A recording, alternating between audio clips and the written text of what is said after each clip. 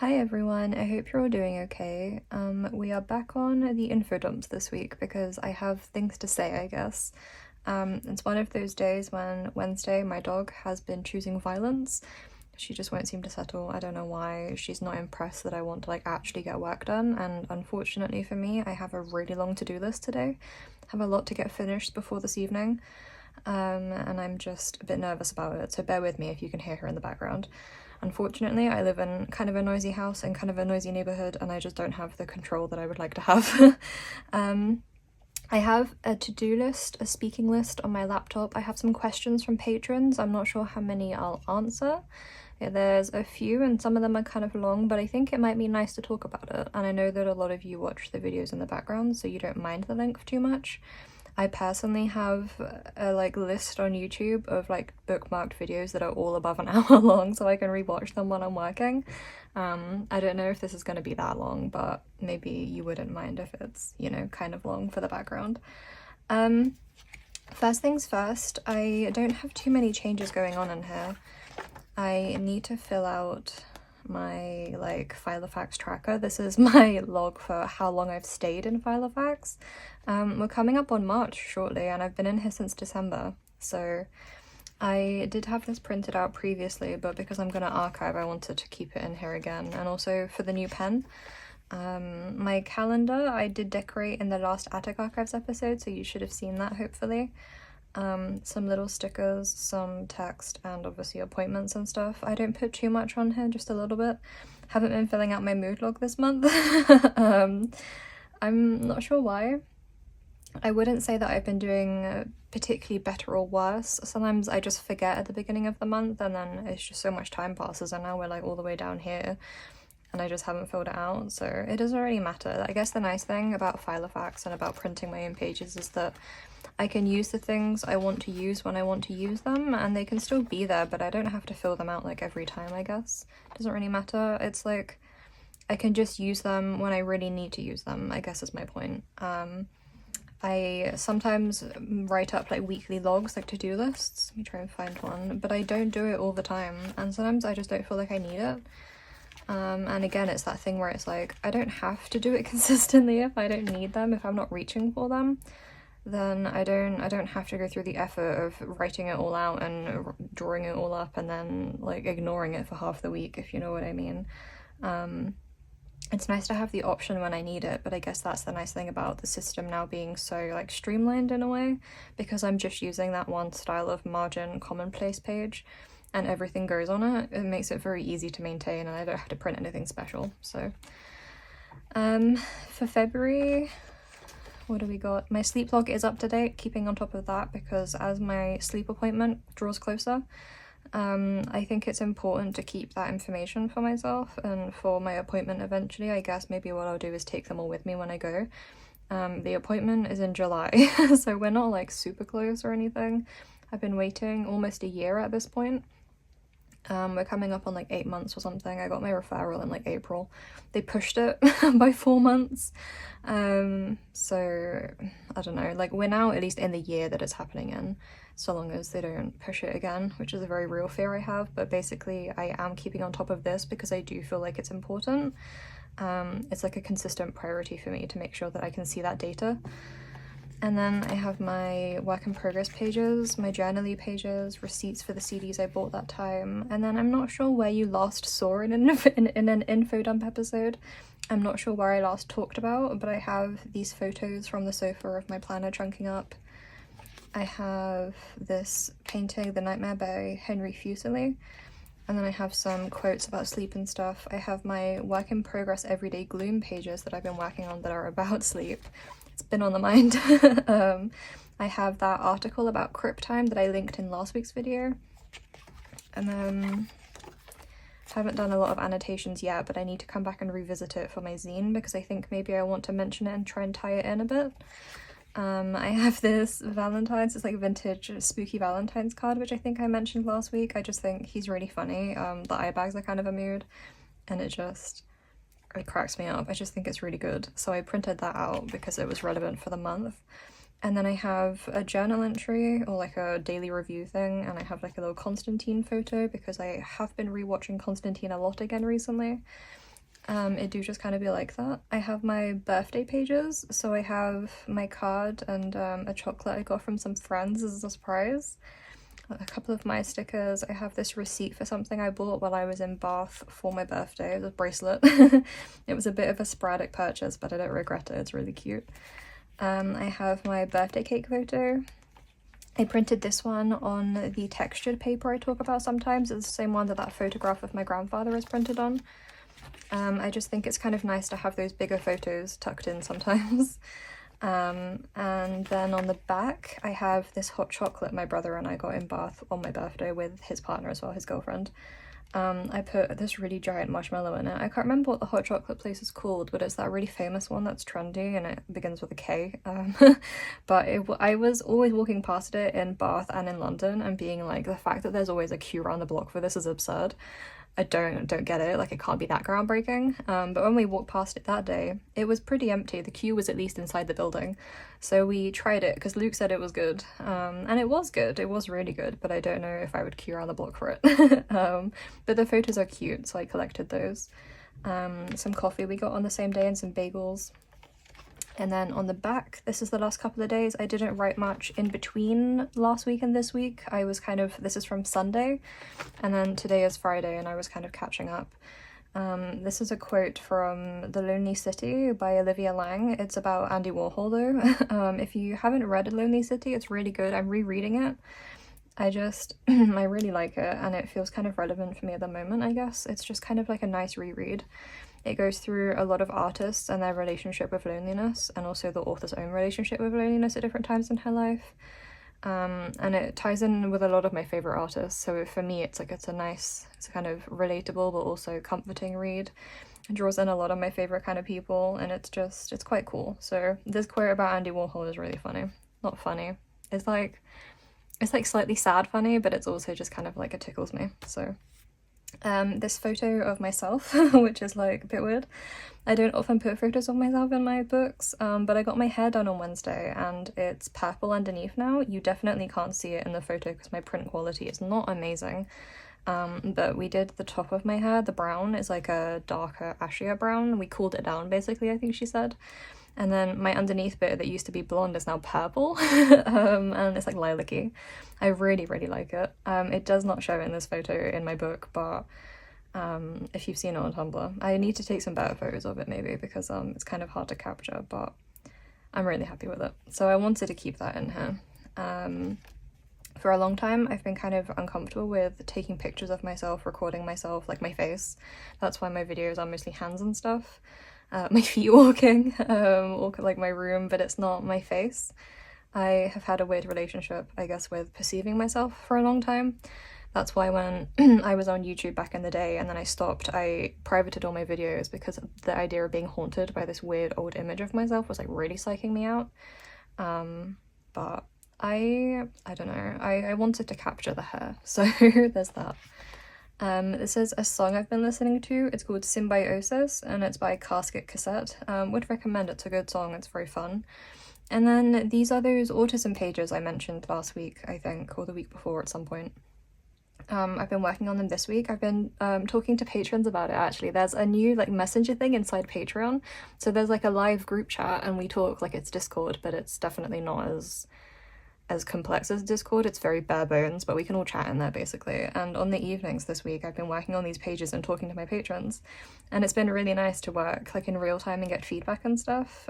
So this is the routine page I came up with in the end. It's a bit similar to, I think it's the weekly page I designed for the A6 file, for the personal size filofax, not A6, with the notes on the side, and then it's like the timelines. So there's morning, afternoon, and then on the back there's a coffee pot on this side. And on this side there's the toothbrush, and it has evening and nighttime, and it's just kind of nice to break that down and look at how my day looks. I typed mine up, but obviously the version I'll put in the shop when this set of pages is eventually finished will be blank. It will have the timeline, I guess, and I can make a version maybe without the timeline, but you can fill it out yourself then. But it's interesting to see the blocks I work in. Like the black stuff is rest time, and then the shaded stuff is like active time. And it's just interesting to see those breaks I take during the day. It's very like, I don't know, I can see my sprints basically. I kind of work in sprints and I have to take naps in between and stuff and rest in between quite a lot, but it's interesting to see how those line up throughout the day. I guess I've never really visualized that before. And then I have this log style page for hyperfixations. For those of us who struggle to be aware of them, I guess, and keep an eye on them and track how often they visit over a period of time, I think it might be kind of good. And then similarly, I have like a review page. It's a log for hyperfixations. This one is like a list style, and then this one is like a log style, if that makes any sense. I'm not sure how to describe them, but this one is for like, you can like count the focus level, and I've broken it down into like how disruptive it is to your life, the dates, and then you could like info dump about what you're fixating on, I guess. And then there's another notes bit on the side that you could easily like stick a photo in here or something, or whatever you're looking at, and I think it's kind of nice. I will like this space. Thankfully. I would say my most disruptive hyperfixations obviously are always on books and systems. It's when I start worrying about changing my system. The hyperfixation always comes at me kind of a bit out of nowhere, and it hits me like a freight train, and I don't feel like I have a lot of control over it. But thankfully the last few months I've been feeling really settled in here. So it'll be interesting to see what my first hyperfixation is, because hopefully it's not going to be a notebook thing. Maybe it could be an art thing or something, but then that always feels more like inspiration than hyperfixation. It's a different relationship. So interesting to see. But I printed these out so we could look at them in context, I guess. They're still very much a work in progress, and I haven't done all the designs yet, but it's nice to see them working. Like, it's cool to see them here, I guess, because I've been looking at them on a screen. You guys have been looking at them in screenshots, so it's nice to see them. They're really neat. I think they work well. My printer like proper smudged this up, I don't know why. And then the next page I've been working on for that same set of autistic pages is a cookbook one, but I think I'll upload this separately as well. It's the idea that you can catalogue your like low spoon meals, or you can keep a recipe book but mark the spoon level so that if you don't have a lot of energy, you can reference which ones take less time or more time. How much prep they need, how much energy, that kind of thing. So there's a space for the title, obviously, the instructions, the ingredients, and then down here I've got prep time, cook time, and the energy needed. And then again, I've given you like a little reference. I don't know if maybe the text needs revising, but I think the patrons were happy with it, so it might be okay. But just the idea of how much prep and energy is needed. And then I did these little illustrations. So these ones are like the healthier food pages. This is where I would keep like my dinner recipes, like a mac and cheese recipe, for example. And I just have some ingredients, so some tomatoes, pasta, coriander, and like carrots. And then on the reverse, I have like peppers and cheese, to make a fancy little mac and cheese, I guess. But I'll make some more versions too that have like more like easier foods, like maybe some bagels and toast or something, or like maybe some bakery ones, or like cupcakes, so you could have like other recipes. But that's kind of my thinking, and the illustrations are kind of cute. It's nice to have some colour tucked in there. And then I just have a reading log, unrelated, because I keep forgetting to fill out my Crescent City review. I really don't know how I felt about the third book. I keep reading everyone's like reviews and opinions, and I'm like, damn, you're right, you're all right, everyone's right. Like, the people who are for it and against it, I'm like, I can see everyone's point, and I don't know how I feel. I think I was a bit disappointed with it, but I don't know. This is my problem. I'm like, how can I review it when I don't know how I feel? I'm so conflicted.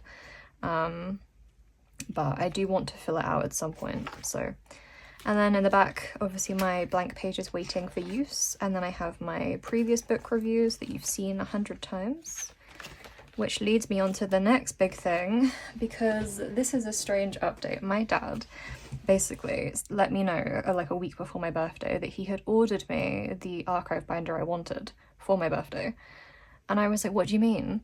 And he was like, oh, that archive binder you were talking about, the Franklin one. And I was like, what do you mean you ordered it? How? And he was like, what do you mean how? And I was like, how? Because when I tried to order it, if you remember, it told me that I had to contact customer service, and there was a phone number, and like I couldn't check out, but he did it somehow, and I don't know how.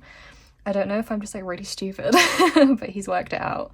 I think what probably happened is they have an international site tucked away somewhere in their website, and I was on the wrong one, and that was maybe why it threw like an error. But I will investigate that and get back to you.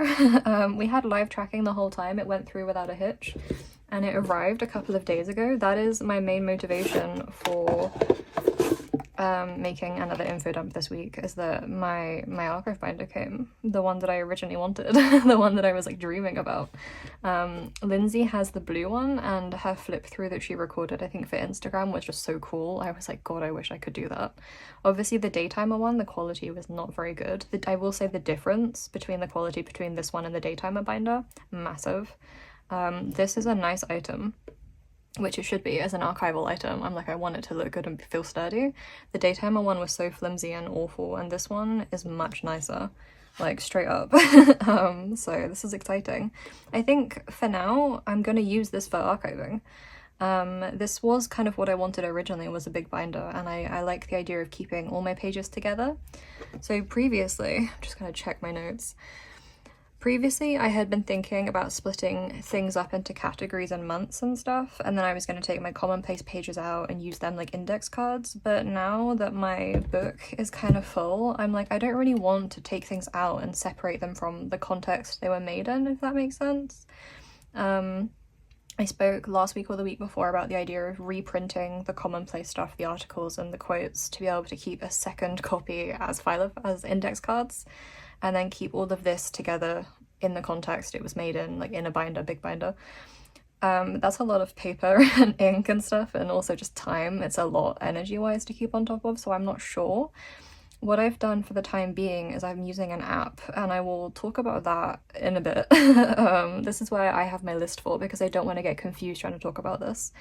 What I want to talk about first is just the idea of splitting things up versus keeping them together.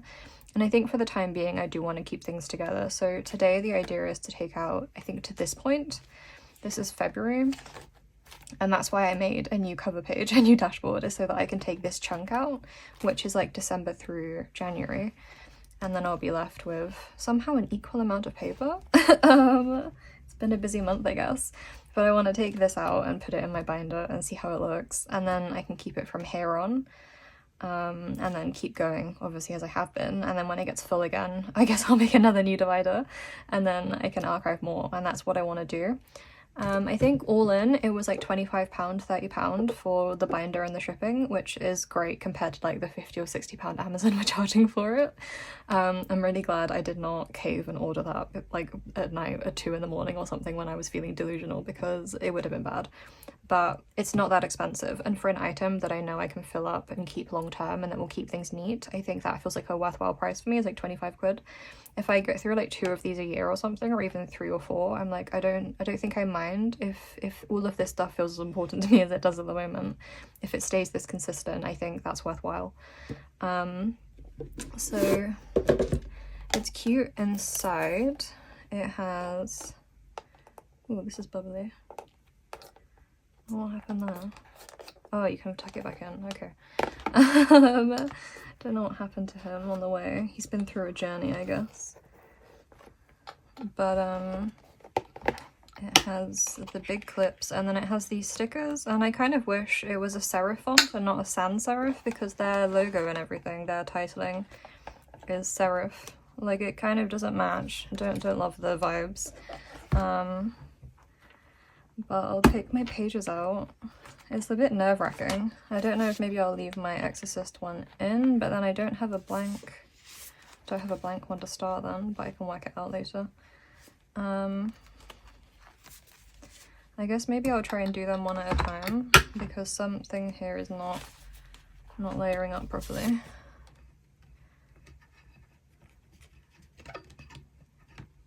Oh, for a minute I thought my pages didn't fit, and I was like, how? Okay, let me put this to one side and let's do it. I know that a lot of people don't like these binders or this style of like big ring binder because they're awkward to flip. And I'm not sure, because I've never really had one to be able to check properly. But I do like the idea of it all being together, and obviously if I was using the filofax ones, I could really only get like a month or 2 at a time in the binders. I would have to go through like 6 a year or something, and then if I wanted to flip through stuff and look through them, it would take, you know, a reasonable amount of time. I still don't think it was the worst idea, but I think this might be nicer to keep everything together, to keep more stuff together for longer, I guess. I can keep a much wider amount of time in a binder this big. So I guess that's my thinking. I think maybe I'll leave my little clips in. I'll probably take the Midori ones off, but I might leave the paper clips because I don't want to completely remove all the decorations. They feel important to the pages somehow. So I don't really want to take them all off. Those paper clips I DIY by myself anyway, so I can make some more.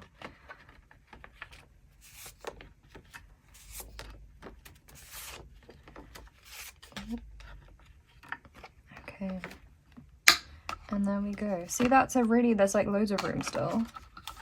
That's kind of cool. It feels very empty, but in a couple of months' time, when I get to add in the next couple of months, it will be cool, hopefully. So there's a start of archiving anyway. Everything's in, and then it has the slip box, which is nice. I might make my own labels. And then all I'm left with in here is just my little, my god, she's small now, stressed. My tiny little bits. Oh, this looks okay actually, without the blank one. Can't really see it. It's cool. Okay. Well, it's suddenly a lot more manageable again. It was getting kind of heavy for carrying around in my handbag. And then let me check my list, because what I need to talk about next, I think, is so starting to archive, reviewing the Franklin Covey archive binder. So I think the binder is really nice. I'm really happy with it. That's my review, so that I'm excited. Keeping things together versus splitting them up. So at the moment, I want to keep things together. It's that thing I was talking about recently where, like, when I look through my old like A6 tiny notebooks and some of my other notebooks, it's like seeing that moment in time and being able to look back on it and like feel that month again, even though I have memory issues and aphantasia and it's like a whole thing. Like, and I'm not reading the text, but looking at all of these pictures in context, I'm like, I can feel these days. Like, this already feels like it was months ago for me, even though it was literally a week ago today. Like, I look at these pages now and I'm like, my birthday was ages ago. Like, it was, I can't remember it. But I look at the pictures and I'm like, okay, but I can feel how I was feeling through these pictures somehow. Like, I'm not sure how it works, but that's how it works for me. And I imagine the same with my hair too. It was 3 days ago already, feels kind of a while ago. And then going like further back in the month, and it's like I can see everything I've been working on gradually and stuff, and the music I was listening to, and it's just, I like that. So I want to keep everything together at the moment. The nice thing obviously about rings and filofax and not being in a bound book is that if I do decide in a couple of months or a couple of years that I want to separate things up better, to organize things like more file referencey card catalog style, I can, because nothing is permanent. You can just take the rings off everything. So it's good. It's fine. My book feels very small now, but I think it'll be kind of nice. And then talking about Bear and digital backups. So here's where I got to. I was thinking about obviously reprinting and having second copies for my commonplace stuff, like a card catalogue, like literally like a card catalogue, like big index cards. But as I said, the paper costs, the printing costs, the energy costs, like my energy, it's time consuming and it's kind of a lot. I don't know if it's necessary. I would then also not have my notes on the index cards. I would have to like have reference numbers and then come back into my actual archive or my bigger archive to find the notes I made on my the same pages but the other ones, if that makes sense. And it just feels a bit convoluted maybe. I think if I had more energy, more time, it wouldn't be so bad. I do like the idea of having a second physical copy of stuff, but I don't think nowadays it's the most efficient use of my time. So what I have done is I'm using an app called Bear, and I guess maybe I'll put some screenshots on screen. If I get my iPad out randomly, it's going to break the lighting for the video, I think, so I'll put some screenshots. I'm using an app called Bear, which is an app I've been using on and off for a number of years. I have a lot of experience with it, and that's why I chose it. It's very simple. It uses Markdown, but it's also very like reading friendly. It looks nice, and you can customize the colors and stuff. It's cool. What I'm doing is how does it work? It works with a tagging system, so you tag topics and stuff, or whatever you want to tag, and then that's how you can browse your files, your pages. So what I have done is I've made a folder called like volume 1, and this is volume 1. So whatever goes into this archive binder is volume 1, and then when this runs out and I get another binder, that will be volume 2. So what I have done is I've bookmarked and copied and pasted all the articles that I printed and the quotes and stuff, the yeah, all the commonplace stuff, the text that someone else wrote, like the commonplace text in the truest definition, and I've tagged it all with like volume 1, and then I've tagged the themes, so like liminality, disability, sleep, like quotes and stuff. I've tagged the formats, so my tags are like volume 1 and then broken down into commonplace, and then I also have like the theming and the formats of the article so I can find things over time. And that way, if I'm looking for a specific article, I can use the search function in Bear and I can find it really quickly, and then I can look at the tags and see which volume it's in. Obviously at the moment there's only 1 volume, but in a few years maybe, if I'm still doing this, I might have more than 1 volume, and that would be cool. So I can find things and then I can read my notes and everything, and it just feels like it might be a bit easier and simpler to manage than a second physical backup. I'm hoping it's going to be fine. Obviously I'll have to then back up that digital stuff by exporting it and keeping it on a hard drive or something, but I can deal with that in a couple of months. I don't need to do it right now. What I've also done within that volume 1 filing system is I've collected the like general themes for the month. I've broken it down monthly, and I've written some of the topics down like I would for an archive label, and then I've also added in the photos I've printed. So all of these are in like within volume 1, they're in like a February page, and I've kept all the photos so that I can find them easily and stuff, or reprint them if I want to. It just feels kind of nice to file it that way, I guess, and to make it accessible and to have a backup, so that if something weird and like sudden happens to any of this, then at least I have that stuff to fall back on and I can remake things if I need to. Obviously hoping that's not going to be the case, but that's kind of where I'm at, like backups and archive and stuff wise, is using the binder and having obviously my filofax, and then I'm keeping like some kind of digital backup. I don't know if that makes sense. Hopefully it does. I swear it's not that complicated, it's just hard to explain, but hopefully the screenshots will help. And then the last thing I wanted to talk about before I start the questions is that I got some patches. I talked about wanting to maybe sew on the cover, and I still might, I don't know. They're a bit bigger than I was expecting though, but that's 100% on me because I did not check the sizing before ordering. I still think they could be cool. I got 3 of my favourite bands. I'll put the link for the Etsy shop in the description. It's in Lithuania, but it didn't take that long to come. See, that's kind of cool. Like, I don't know, I'm still thinking about it, otherwise I'll put these on like a sweatshirt or a jacket. It never hurts to have patches like stocked up, to be honest. I think it would be cool, but it would have to be a lot smaller, so I might need to revisit that. But these are really, really nice quality, and they're the iron-on ones, so I would recommend this shop. We'll link it. And then the other thing I wanted to show you was that I ordered some stickers from Mini Super. I've been following, how do you say it, Milk Baby online since I was like a kid. Like I have been following for, I don't know, since I was like 15 or something probably. And I finally ordered. I've never ordered before. I'm definitely hole punching this. I've never ordered before, but I'm really excited that I finally did. I got so many stickers. Look how cute these are. Phenomenal. Very much like that nostalgia thing again with the pixels. Like, it's just, look at it. I wanted to open it on camera to document it, I guess, and to show you guys nicely. Then this is the Mini Super Sticker Club, so it's done in collaboration with like a lot of different artists, and it's really cool. This is a little cute. I'm gonna hole punch that too. So I got these ones. And I got these little ones, like look at these. I love them. I got 2 of these because I know that I'll be precious about it. I might have got 2 of these, yeah.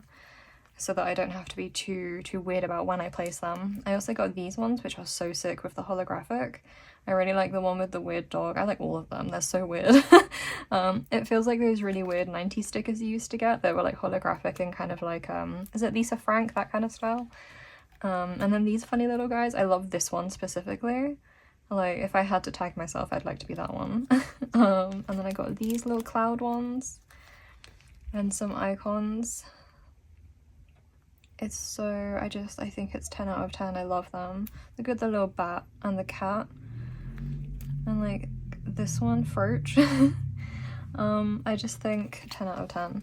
I just wanted to show you because they're super cool, and if somehow you don't know about Mini Super Sticker Club or Milk Baby, then you should know, because look at it. I mean, I don't even know what to say, it's just the joy, man. These are so like sparking joy for real. Okay, I'll put them down, otherwise we'll be here forever talking about it. I guess now what I'll do is answer some of those Patreon questions. I'm not sure how long we've been filming, hopefully it's not cut off. I will leave my pages here. It is some interesting topics, which is why I wanted to talk about them. So the first one said, if it's something you don't mind talking about, I'd be interested to hear how you deal with perfectionism in your planner. I have a personal rings and a Hobonichi cousin and a massive stickers and such, but struggle with my pages / spreads looking anything less than perfect, which stops me using the products I love. And I think part of this that helps me is having a very specific way of laying things out. So I normally add pictures first and they go like in the corners, or at the moment I really like to put it like in the middle, sort of here. It's 9 squares either side. And having those kinds of layouts to fall back on, this is a big part of why I like the margin as well, because it gives the page a lot of structure. I have set spaces to work in, if that makes sense. Like this one is sideways and I think that's nice too, but they fit exactly. Like that's an accident, but they fit perfectly on my pages. So I normally stick photos in first and then write around it, or if I'm adding more stickers, it's photos, stickers, then text. And that way you can, I think it's the most sensible way to lay things up, because you know how much room you have to write and you know where you want to put the pictures. And normally I'll layer things up before sticking them down to check how I want to do it. You can always see me doing that in the videos, like taking forever on my compositions. But it's that thing again too in rings, it doesn't matter if I mess it up too much because I can always reprint. And then like this one I stuck it without a guideline because it's a blank page and I was kind of nervous, but the nice thing about rings is that it has like a DIY feel to it, so it doesn't matter that it's not perfect. And that's quite freeing. There's so much about being in rings that I think is freeing because you don't have to worry as badly about mistakes. And I think that's why I felt comfortable enough now to change pen. If I was still in Hobonichi, I would not be changing pen, I can tell you that much. Because God forbid I write on the Hobonichi paper and I smudge something, or I do something messy, or I mess something up, I write through the line, and I can't erase it on the Hobonichi paper, like I would die. What I would probably do is cover it up with something if I can, but if it's in the middle of a sentence, then you have to try and cover up a paragraph, and that's really difficult. So for me, I think the rings is very freeing in that respect. It gives me less stress. If I was still in Hobonichi, I'd be really nervous about it. But apart from that, my books are not as perfect as they look. You can't see it obviously from where you are on the tripod, but I often accidentally mess my lines up a bit, and I do this thing where I add these tiny scribbles at the ends of my sentences to level the lines out. It's like a compulsion. I want the end of the page to look as level as possible, so I add these like meaningless little scribbles all the time to help keep it even. This morning I was writing and I wrote completely through the line. Like I put, oh, this word Wednesday is like completely diagonal on the line. But again, I think because my handwriting is small and the grids are small, it's not super visible. And then when other people are looking at your books, they're not looking for your mistakes. Like, you know they're there, but they don't. So it's not, I don't know. I do struggle with perfectionism though, and it is a fear for using a non-erasable pen. But I think I've developed such a specific system over the years, such like a specific and routine way of working, that I don't tend to make too many mistakes. I feel like I'm gonna jinx it.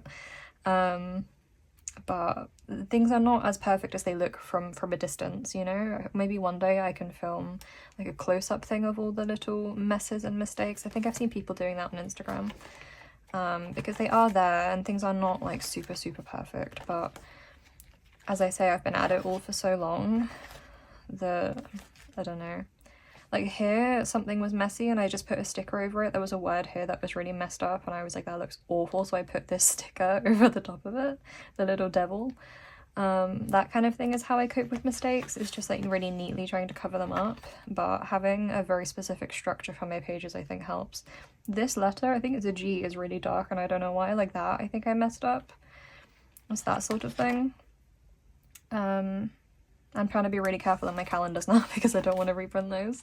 But that's kind of how I do it. It's just by having a structure and a very specific way of working, a way of laying out the pages, which is nice because then it also gives my books a very consistent like visual language, if you will. But that's how I do it. Also, just the idea that things don't have to be perfect, I guess, is something to try and keep on top of. I guess maybe as an illustrator anyway, this is something I have a lot of experience with. But sometimes good enough is good enough. That's the biggest thing I learned in art school. Things cannot always be perfect. you'll be working forever and you won't meet any deadlines, and it's like a whole thing. Like sometimes good enough is just good enough. It just has to do the job that you need it to do. And sometimes you're going to write a bit wonky and there's going to be a little smudge, and you can just cover it up a bit. Often on pages as well, when I clip things to the side, there's like this one, I think something is clipped under here is messy and I didn't like it, so I covered it up. And that kind of thing is also a really good hack. Here as well, I thought the corner where there's text down here but nothing on this side is awkward. I didn't like it. It's not really an imperfection, but to me it is. And again, I just have a picture on the back and I've just clipped it on, so that's another way I guess of coping, is just covering things up with clips. I used to do that a lot in my Hobonichi. I would just clip huge things over the top, or I would clip 2 pages together, that kind of thing. I have a track history of it, so that's how I cope. And then the next question is, I would love to know how you fill up pages, like when journaling or copying out an article, etc. How do you make it all fit perfectly on the pages? And again, it's that structure thing, so that's why I have my big margins. I will write all the text I need to if it's like an article. Obviously now I print my articles, it's a bit easier to structure them. But I will fill many pages if I need to. So I put my pictures in and then I write, and then if I'm still writing, I'll just go on to the next page and then I'll draw a line and carry on. I don't really try to fit things in. It's just that I think I've been writing so long and in similar size books for a long time, because this is not that different to A6 to whatever else. And I think often my thoughts naturally kind of end where they need to, and I'm not sure how. I think often I write a lot, like up to like the middle point, and then I think like, oh, my thoughts are kind of done, and then I'll keep thinking, and I definitely make less sense in the second half of the page, and then so by the time I get to the end I'm like, I'm done. And I think that's how I kind of do it, is like I write the important stuff and then I do some thinking and then it tidies up, it just kind of pulls together. But if I need to, I will fill multiple pages. Like all of this was written on Sunday. This page I think, the one underneath here, this side, all on one day. And you can just obviously add stuff on top. Like sometimes I put the photos in like before and sometimes I put them in after, so that also helps to fill pages up. Sometimes if the photos are important, like they were for my birthday, I stick those in first. And then if the text is more important, often, and then it looks kind of plain, often I'll come back and add something else that's maybe not related. And it's just kind of, that's how I fill it. It's just kind of, I don't know how to explain it, because for me it feels very instinctual. It's a very like flowy way of working. I can kind of feel when things need to be in certain places. And again, I'm not sure if that's just experience or my very structured way of working. It's a routine. And again, I have like a very specific look to things. So hopefully that answers your question. But that's how I do it. It's just pictures or writing first, whichever one is the priority, and then working around those spaces as needed, I guess. I think it's harder in A5 books. Like in my A5 cousin, when I was using it, my Hobonichi cousin, I did have a harder time filling the space. In a smaller book, I think it's a lot easier, so that does a lot of the work. And then somebody said, oh, I would like to know how you manage when you travel outside your home. Do you take it with you always, or just for long trips? And what do you take with you when you have an overnight, like on a holiday with family? I know some people have journaling pouches, but you seem to have a very easy 1 pen and dot system, true.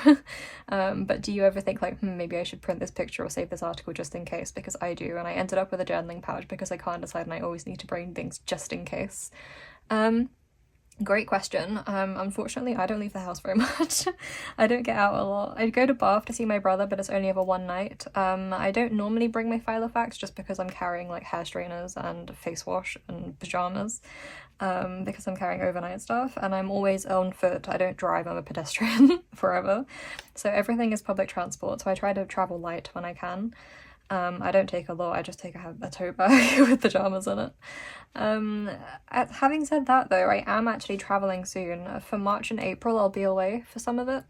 The end of March, and then like mid-April, beginning to mid of April, I'll be away. And I have been thinking about it because I wasn't sure if I was going away in April, but it's quite an exciting one because I'm going to Canada with my grandmother. We're going for a family wedding, but I don't get to do that kind of like big traveling, so it's like, it feels like a very big deal.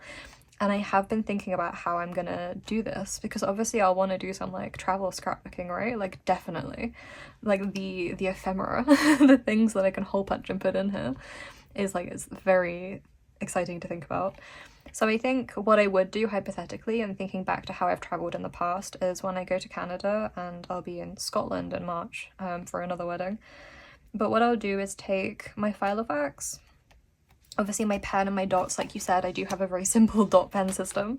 I'll take those and I'll take blank pages, commonplace pages, and then I'll collect things. Maybe what I'll do is get more of these little pouches, and maybe one more of the zip pockets, and I can keep ephemera in there. And then what I'll probably also do is get one of those like A5 zip pouches, the clear ones that you use in art school, and then I can keep bigger ephemera, and I'll travel with those two things together.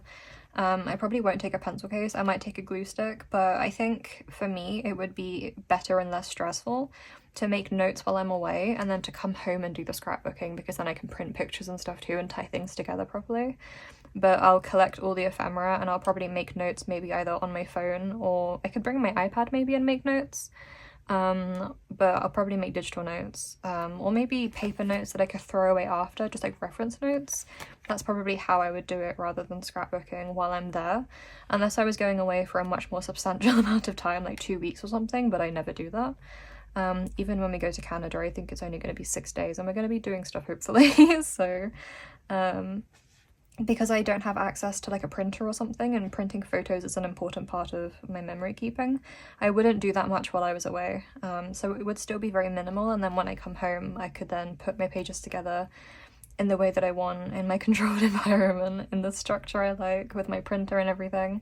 And I can layer things up and take my time as I need to, and I'll have notes to reference. So I think that's how I would do it, is like not worrying so much about doing all the journaling while I'm away. I think that's too much pressure. And normally if I'm away too, because everything is so new and different, I'm very tired. Like you go out and you do stuff or whatever you need to do while you're seeing things, and the food is different maybe, and then I come back to wherever I'm staying, the hotel, wherever, and I'm like wrecked. Like all I do is sleep, I shower and sleep, and then the next day it starts again, right? So I don't think I would want to be worrying about pulling together nice pages while also experiencing what I'm experiencing. I think so long as I take photos and I make the notes, I will have the stuff I need to draw on them when I come home to put it together. I don't think I would have trouble like remembering or recapturing that feeling. Like my birthday stuff I did a few days after, so it's that kind of thing. But that's how I would do it, is filofax, very plain, some note pages, keeping digital notes probably as well, photos, and then like pouches for ephemera, just collecting that and then dealing with it all when I get home. So that's how. And then sort of intersecting some of the above, but generally curious about workflows. For lack of a better term, you're used for things like collecting, printing pictures out, how you might approach bookmarking reference pages, how you sort/collect things for future commonplacing, any updates on gently integrating task management. Would also love to hear if you have any review rituals or anything of that sort when you find your journals help you most. So yeah, Bear basically is what I'm tying in this week. I only started using it for this purpose on like Monday. It was a distraction at the beginning of the week, and I was setting it up on Monday morning and afternoon.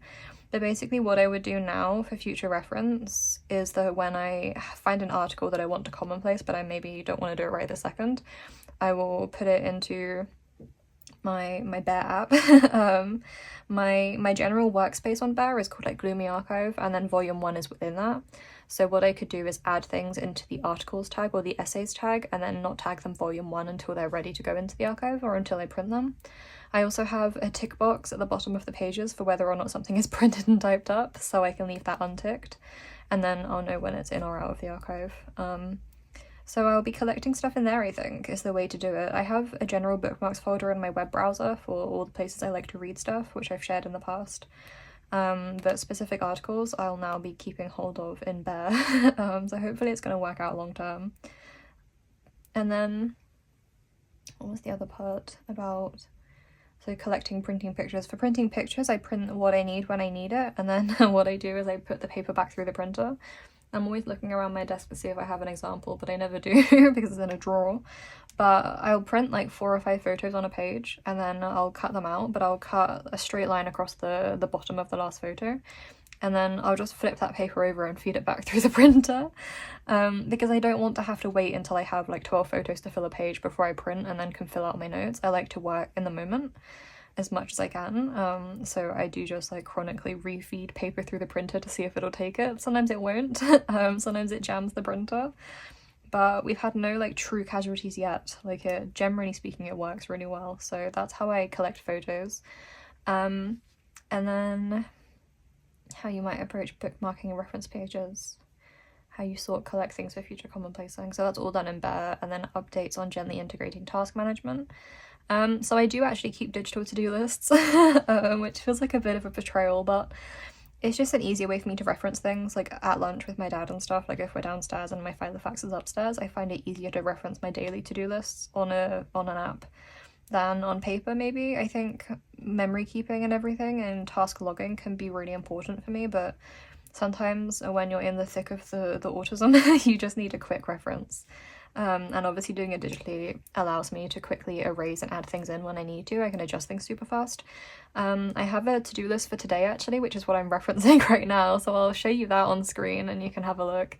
And that's kind of how I reference it. I have to-do lists for things like the autism reference pages. It's like a really general things to work on at the moment list, and it's tagged and everything, and I can find it in my different tags on the side of the app. So that's kind of how I integrate task management digitally. Sometimes, as I say, I crave it more on paper with the written out weekly logs, and other times I just find when I'm in a better workflow, it's easier to reference the to-do list digitally and then to come back and write about what I've been up to afterwards. So I'm like a little bit split at the moment, but in kind of a nice way. And also it's that thing of like, if it's not written down on paper, it's not permanent. So if I write a massive to-do list on a weekly page in here, which I don't think I have any now because I took them out, but if I write down a long to-do list for the week and then I don't get half of it done, I can see that I haven't done half of it. But if it's digital, obviously I can just delete it out or like redate it and it's not so like glaringly obvious that I had a terrible week.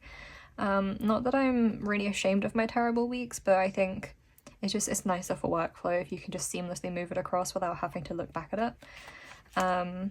So that's kind of how I do it. And then we'd also love to hear if you have any review rituals or anything of that sort where you find journals help you the most.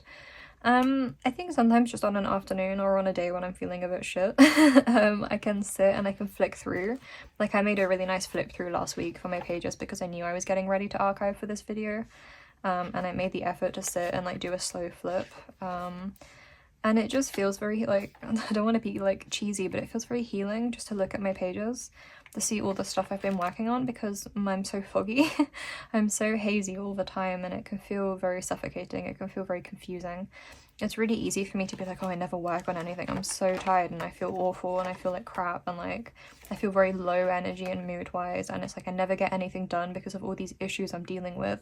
But then I sit down and I'm like flicking through this and I'm like, actually you've been working on a lot. Like it can feel like I'm not working on stuff because I can't recall things properly and because I'm so hazy as I work through things, but things are happening. I'm getting stuff done. Like I can see it here. And I think for me that's the most important thing, like in the moment or in the active pages when they're not in the archive, is just being able to look at what I get up to on a monthly and weekly basis. Like I had no idea February was so thick in here. I did not realize I had gotten so much done this month because February's a short month anyway. And it's my birthday month and it's like a very stressful time for me, I guess. And it's like I'm very hazy, especially in February. And I really would not have thought, if you had asked me like, oh, what have you done this month? I'd be like, oh, make videos, I guess. Eat cake. But when I look at it, I'm like, I made those sticker sheets. I've been working on Everyday Gloom. I've been reading those articles and researching for it. Like a lot has been happening. And then I've been making my new pages, the autism ones. Like there's been a lot happening, but I would not have been able to tell you that. And then with the archive afterwards, then it's being able to look back on a bigger space of time for the same reasons. It's like being able to see how much I did get done in a year.